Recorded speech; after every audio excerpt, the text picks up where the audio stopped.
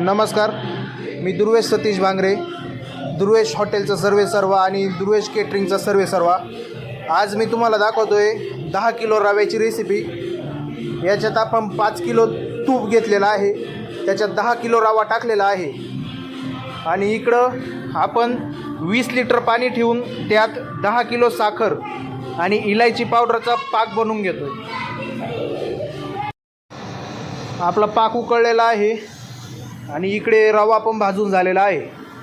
तर लक्षात ठेवा, पाक उकळताच पाहिजे आणि रवा पण फुल गरम पाहिजे।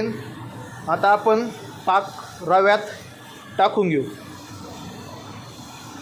आपण हा रवा बनवण्यासाठी 1 किलो रवा, त्याला 1 किलो साखर आणि 1 किलोसाठी 2 लिटर पाणी असं वापरणार आहोत।